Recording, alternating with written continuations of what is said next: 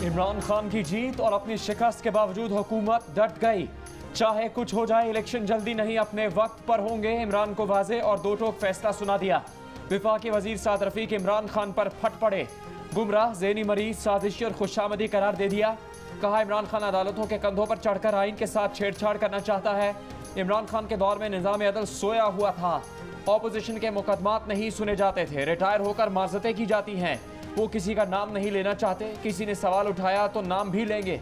हुकूमत को कीमतें बढ़ाने का कहकर इलेक्शन में धकेल दिया गया। ये इंसाफ की कौन सी किस्म है?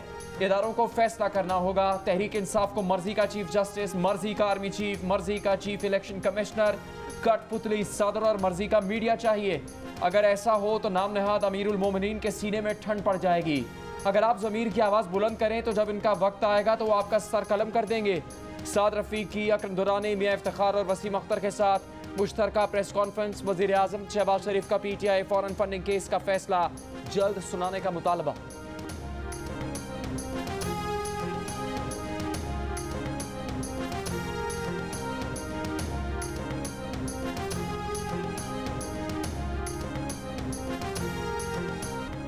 अमरीकी डॉलर ने पाकिस्तानी रुपए को रौंद डाला। तारीख की बुलंद तरीन सतह पर पहुंच गया।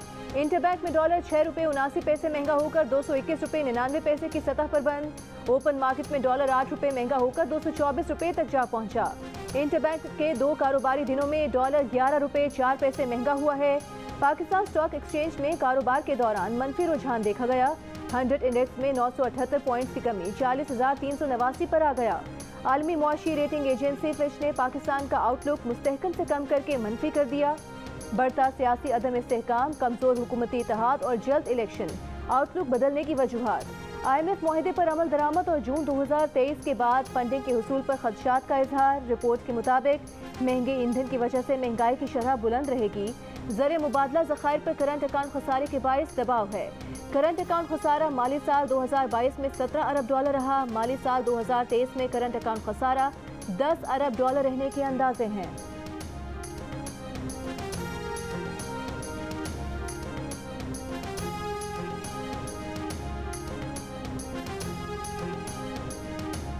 IMF से मुआहदे के बावजूद रुपया मुसलसल गिर रहा है। डॉलर आज 224 रुपये तक पहुंच गया है। आदम एतमाद की तहरीक के वक्त डॉलर 178 रुपये का था। चेयरमैन PTI इमरान खान की हुकूमत पर वार। कहा कि माशी बदहाली शरीफों की मईशत चलाने की नातजुर्बेकारी जाहिर करती है। इनका तजर्बा सिर्फ लूट मार, मनी लॉन्ड्रिंग और NRO हासिल करने में है। पाकिस्तान को इस सूरत हाल तक पहुँचाने वालों का कौम एहतसाब करेगी।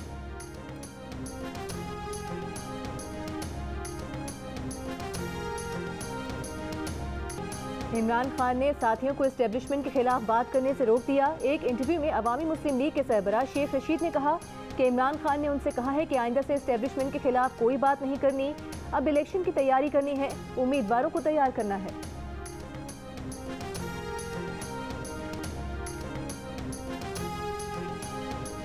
एस्टेब्लिशमेंट को पाकिस्तान में एक दफ़ा फैसला करना पड़ना कि क्या उन्होंने हुकूमती जो मामलात हैं, तोड़ जोड़, हुकूमतें गिराना बनाना, उसमें अपना अमल दखल रखना है। रखना चाहते हैं रखें, खुल के सामने आके बैठ के रखें। क्यों?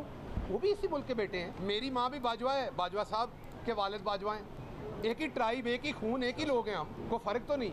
अगर ये करना है तो इसको आइनी तरीका इसका बना लें। अगर नहीं करना तो फिर जो आइन ने तय किए हैं वो सबको उसे फॉलो करना पड़ेगा।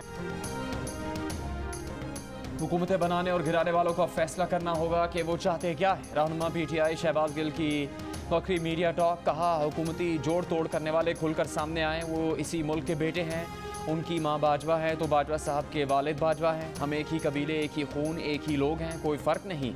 हुकूमती मामलात में अमल दखल जारी रखना है तो आइन तब्दील करके तरीका निकाल लें, हमें कबूल होगा।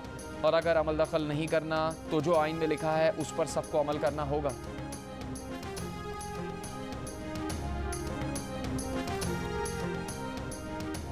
इमरान खान मिस्टर एक्स और मिस्टर वाई के नाम लेने की हिम्मत तो नहीं कर सके। इंतखाबात जीतने के बाद इमरान खान मिस्टर एक्स और वाई से ही माफ़ी मांग लेते। पीपल्स पार्टी की रहनुमा शेरी रहमान के चेयरमैन PTI पर तंज़ियावार। कहा कि ज़िमनी इंतखाबात से कबल इमरान खान ने हुकूमत, ECP और इस्टेब्लिशमेंट पर धांधली के इल्ज़ामात लगाए। इंतखाबात जीतने के बाद इमरान खान में माफ़ी मांगने की जुर्रत होनी चाहिए थी। पीटीआई रहनुमा शीरी मज़ारी ने अपने घर से बरामद डिवाइस मीडिया को दिखा दी। इल्ज़ाम लगाया कि उनके बेडरूम में मेज़ के नीचे से डिवाइस मिली है। ये डिवाइस किसने लगाई, किस एजेंसी की जानिब से ये किया गया, कौन सी मालूमात उनसे लेना चाहते हैं। कहा चादर और चार दीवारी का कोई पास नहीं, कानून और आइन की धज्जियाँ उड़ाई गई, उन्हें अगवा किया गया और हरासा किया गया।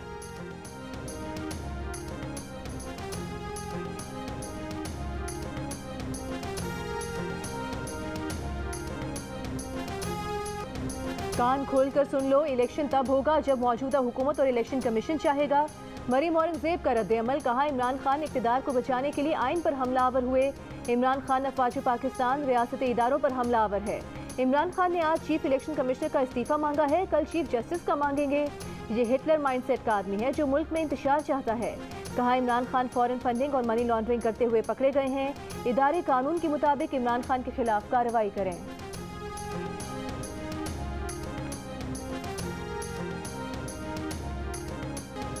मुश्किल फैसले लेने के अलावा हमारे पास कोई चॉइस नहीं। वजीर खजाना मिफ्ता इस्माइल का दो टोक बयान। कहा इलेक्शन हार गए तो क्या हुआ, अगर इलेक्शन हार गए तो क्या पाकिस्तान को कुर्बान कर देंगे। 5 साल ऑपोजिशन में बैठने पर कोई मौत आ जाएगी। अगर पाकिस्तान को दिवालिया होने से बचाने के लिए एक इलेक्शन हारते हैं तो क्या फर्क पड़ता है।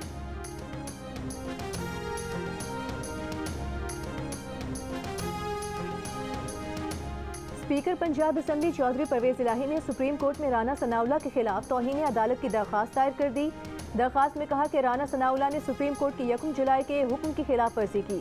राना सनाउल्लाह का धमकी आमेज बयान तौहीन अदालत के जुमरे में आता है। प्रेस कॉन्फ्रेंस में कहा कि अवाम ने ज़िमनी इलेक्शन में नून लीग को मुस्तरद कर दिया। हमजा शहबाज इस काबिल ही नहीं कि सियासत कर सके।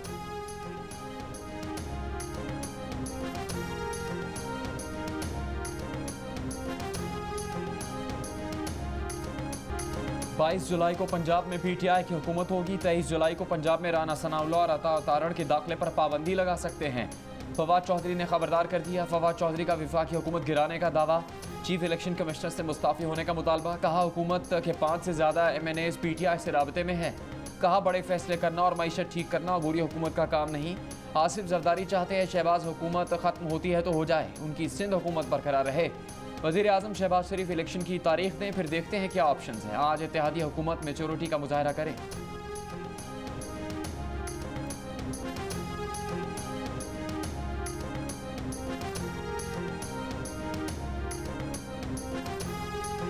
तहरीक इंसाफ के तमाम अरकान पंजाब असम्बली 22 जुलाई को असम्बली में हाजिर हों। परवेज इलाही को वजारत आला का वोट दें। असम्बली में ना आए या वोट ना डाला तो ना अहली की कार्रवाई की जाएगी। इमरान खान की हिदायत पर तहरीक इंसाफ का पार्टी के अरकान पंजाब असम्बली को तहरीरी हिदायतनामा जारी। बैरून मुल्क जाने वाले अरकान की वतन वापसी शुरू। पंजाब के वज़ीर आला का इंतखाब 22 जुलाई को होगा। वज़ीर आला हमजा शहबाज की ज़ेर सदारत सूबाई पार्लिमानी पार्टी का इजलास। नून लीग, पीपल्स पार्टी और आज़ाद अरकान असम्बली की शिरकत। 22 जुलाई को पंजाब असम्बली के इजलास की हिकमत अमली पर गौर। वज़ीर आला पंजाब के इंतखाब के लिए पीटीआई और काफिले की भी तैयारियाँ। अपने अपने अरकान को होटल मुंतकिल करने का फैसला। गुलबर्ग के एक होटल में बुकिंग भी करवा ली गई। अरकान वज़ीर आला के इंतखाब तक होटल में ही क़याम करेंगे।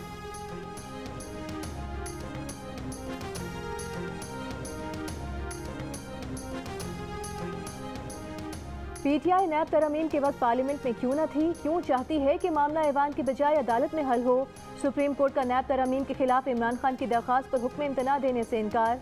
चीफ जस्टिस ने शाह महमूद कुरैशी से कहा कि पार्लियामेंट में इस पर बहस कर लेते तो अदालत को घंटों समाअत न करनी पड़ती।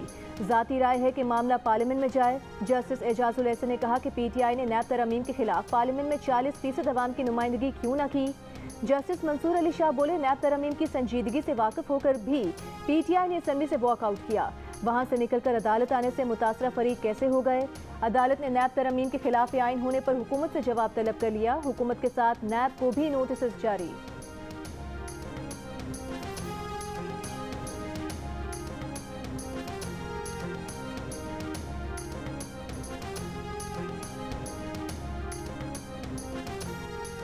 दफ्तर खारजा ने साइफर कम्युनिकेशन साबिक वज़ीर आज़म और साबिक वज़ीर खारजा से छुपाने का दावा मुकम्मल बेबुनियाद करार दे दिया। तर्जुमान दफ्तर खारजा ने कहा कि साइफर कम्युनिकेशन वज़ीर खारजा या वज़ीर आज़म से पोशीदा होने का सवाल ही नहीं होता। दफ्तर खारजा पेशा वाराना बुनियाद पर काम करता है। इसके काम पर शकूक पैदा करना नुकसानदेह होगा।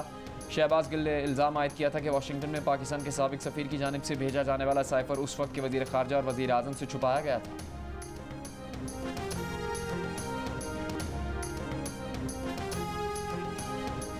साइफर मुल्क के आला मुक़्तदर लोगों के पास था, लेकिन वो साइफर उस वक्त के वज़ीर आज़म इमरान खान और उस वक्त के वज़ीर खारजा शाह महमूद कुरैशी से छुपाया गया। ये बात मुझे खुद शाह महमूद साहब ने बताई थी। ये बात मेरे सामने प्राइम मिनिस्टर साहब को शाह महमूद साहब ने बताई थी। जमीयत उलमा इस्लाम पे के रहनुमा अकरम दुरानी इमरान खान पर बरस पड़े, कहा कि ये शख्स रुक नहीं रहा, इदारों की तस्लील कर रहा है। अगर ये नहीं रुका तो कानून हरकत में आएगा।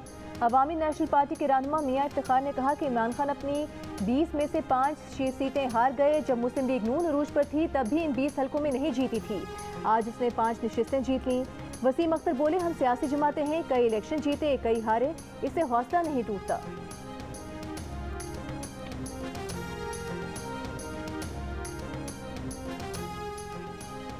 तहरीक इंसाफ के रहनुमा असद उमर ने कहा है कि वो वक्त दूर नहीं जब सिंध में भी कानून की हुक्मरानी होगी। शहबाज शरीफ जिस कुर्सी पर बिठाए गए वो जाने वाली है, हुकूमत ख़त्म होने वाली है। अब आवाम पंजाब में नून लीग की सियासत ख़त्म होते देखेंगे। हैदराबाद में कारकुनों से खिताब करते हुए असद उमर ने कहा कि आवाम ने देखा कराची में तहरीक इंसाफ ने किस तरह पतंग काट दी, अब पूरे सिंध में ही बल्ला नजर आएगा। ये चाहते हैं तमाम इख्तियारात और वसाइल एक ख़ानदान के पास हों। इनकी सियासत के नतीजे में महल बन गए, दुबई में टावर खड़े हो गए, लंदन में अरबों रुपए के फ्लैट्स बन गए।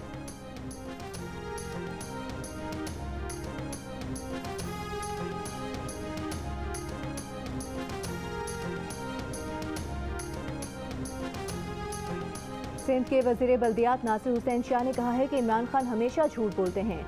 वो फॉरेन फंडिंग केस में इलेक्शन कमीशन पर दबाव डालना चाहते हैं। ये अपनी नाअहली छुपाने के लिए ऐसी बातें कर रहे हैं। कराची में गुफ्तगू करते हुए नासिर हुसैन शाह ने कहा कि इमरान खान सिंध में बल्दियाती इलेक्शन से मुतालिक झूठ बोल रहे हैं। बल्दियाती इंतखाबात के दूसरे मरहले में भी PTI को शिकस्त होगी।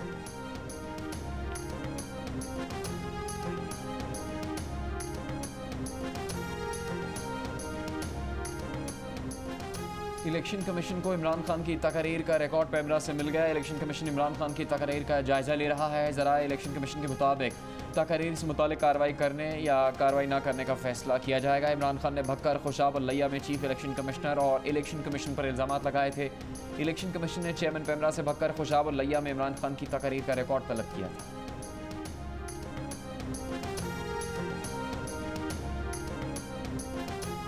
पंजाब असम्बली के हल्के PP7 कहूटा में ज़िमनी इंतखाबात के नताइज की दोबारा गिनती। रिटर्निंग ऑफिसर ने 266 पोलिंग स्टेशन पर दोबारा गिनती से इनकार कर दिया। 15 से 20 पोलिंग स्टेशन पर दोबारा गिनती करने पर आमादगी का इजहार। कहा, पूरे हल्के के पोलिंग स्टेशन की दोबारा गिनती मुमकिन नहीं। तमाम उम्मीदवारों की कानूनी टीम को मुशावरत का वक्त दे दिया गया।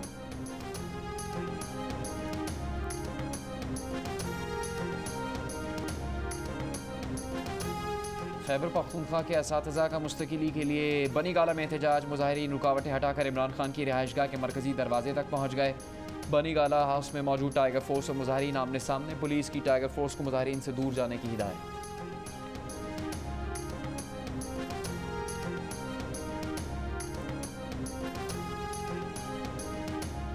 खैबर पख्तूनख्वा असम्बली ने माहौलियाती तहफ़्फ़ुज़ तरमीमी बिल 2022 मंजूर कर लिया। बिल के तहत खैबर पख्तूनख्वा में हर किस्म के प्लास्टिक बैग पर पाबंदी आए।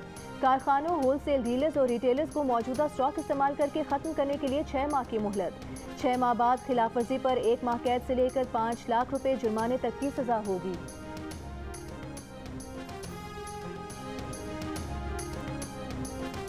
लाहौर में कोरोना के मस्बत केसेस की शरह 6% के करीब। बुखार में इस्तेमाल होने वाली दवा की मार्केट में किल्लत। बड़े मेडिकल स्टोर्स पर भी मौजूद नहीं। खून पतला करने वाली, मिर्गी, दर्द, सुकून और डिप्रेशन की अद्वियात मेडिकल स्टोर्स से गायब। दवाएं बनाने वालों का कहना है कि अद्वियात का खाम माल महंगा होने की वजह से सस्ती कीमत पर अद्वियात बनाना मुमकिन नहीं। महंगी अद्वियात सस्ते दामों फरोख्त नहीं कर सकते।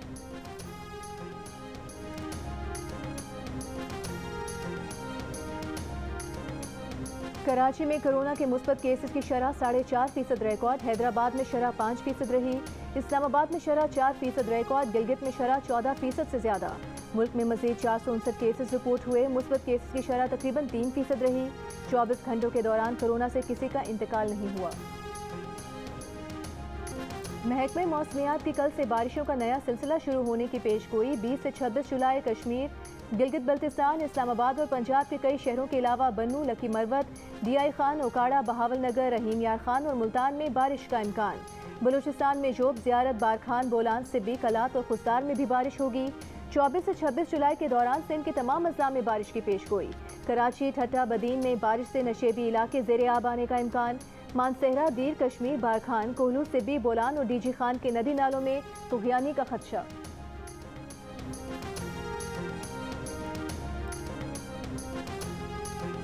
पाकिस्तान फिल्म इंडस्ट्री के मकबूल अदाकार नदीम को सालगिरह मुबारक। मारूफ अदाकार नदीम आज 81 बरस के हो गए।